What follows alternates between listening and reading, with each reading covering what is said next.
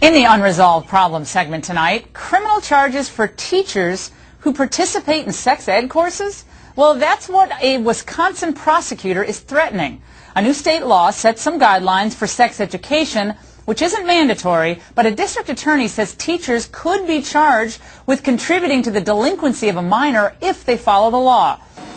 Wait, you can get arrested and charged for following the law? Joining us now from Madison, Wisconsin, and Juneau County DA Scott Southworth and State Representative Kelda Roys, who co-authored the legislation.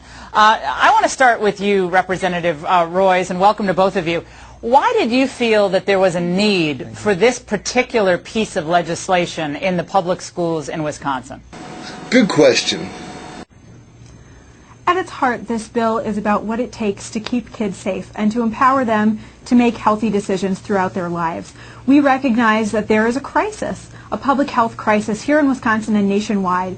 When 1 in 4 teenage girls has a sexually transmitted disease, that's unacceptable. The status quo is unacceptable. So we looked at the most effective ways to change teen sexual behavior, reduce unintended pregnancy, reduce STD rates, reduce sexual assault, and that's what we put in this new law.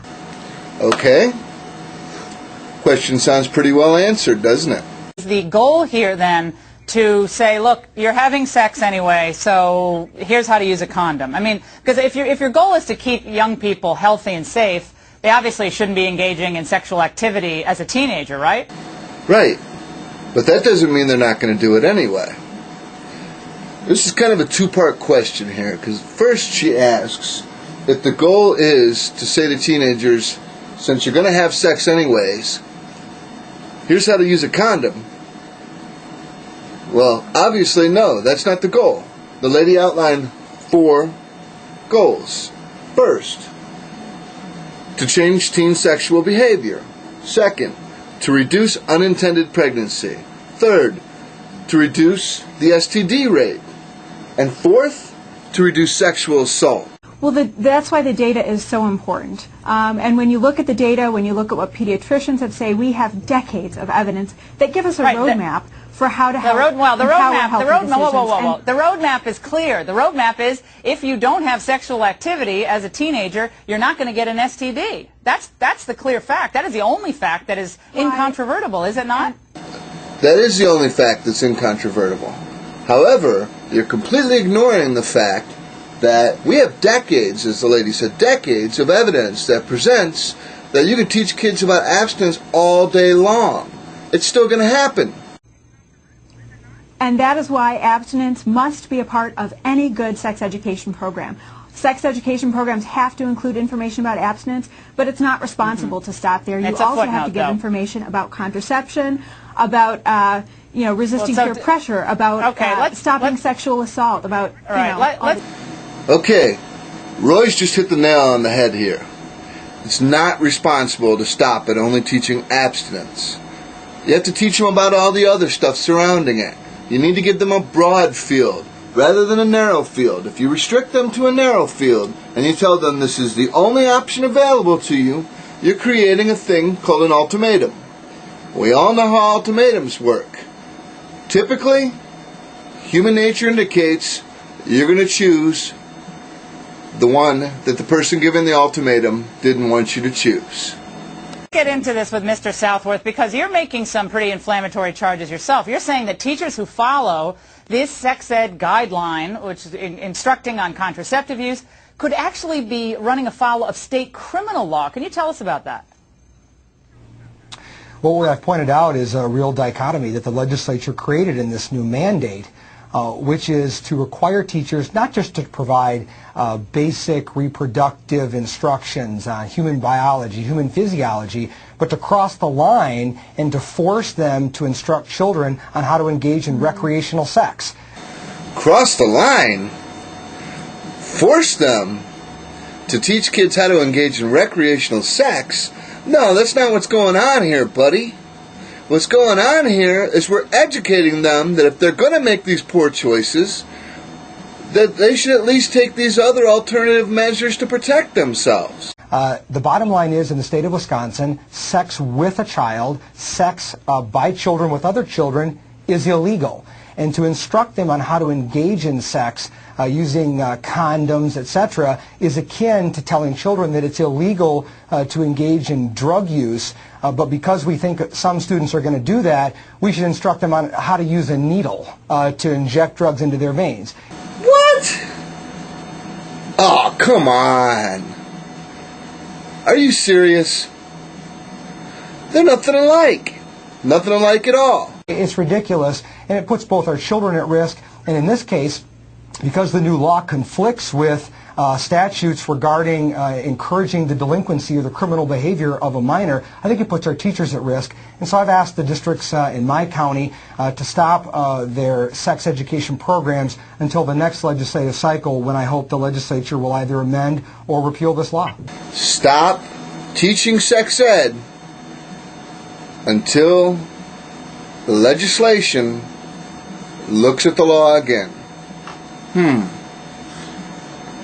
I wonder, are you also going to mandate all children to stop having sex until this law passes? Well, let me see. If you've been teaching abstinence for decades and they're still having sex, the chances are they're not waiting.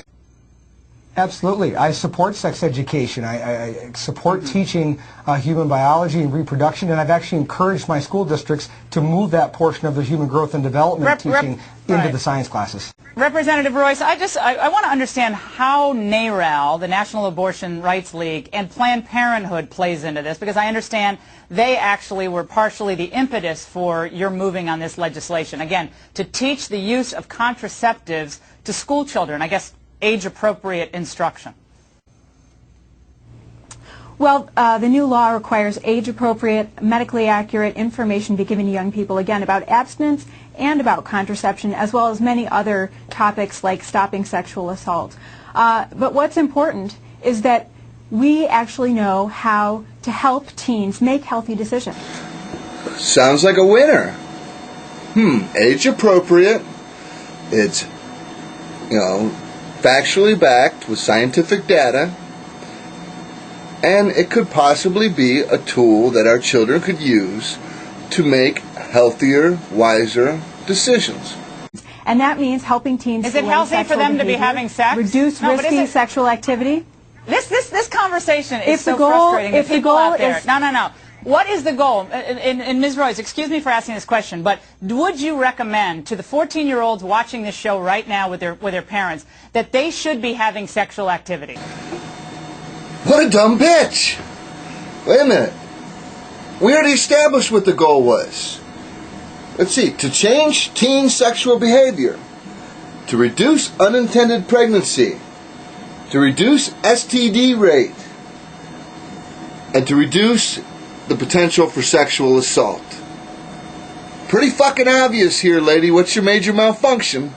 Now, we've established the fact that parents should talk to their children about sex. I think I remember this when I was growing up, which would be about 20 years ago. My mom was a responsible parent. She did talk to me about sex, and as a result of that, I'm 33 years old, I'm STD free, and I have a 3-year-old son. So there was no teen pregnancy, no life-threatening situations. Now, I made some poor choices along the way, but the information that my mom gave me ahead of time certainly helped. But the problem happens here. We've all seen the sitcoms where dad's squeamish the second his daughter wants to have the talk. It happens. It's real life. And because of that, unfortunately, they've had to institute a retarded fucking law telling teachers this is how you should educate a kid about sex. Notice, at the very end of that all, this lady is trying like hell to change the subject and derail Roy. Why? I'll tell you why. Because she said some pretty retarded, arrogant, unthoughtful things. I want to hear what everybody else has to say about this. I'm curious. Do you think it's better to tell our kids that their only choice is abstinence?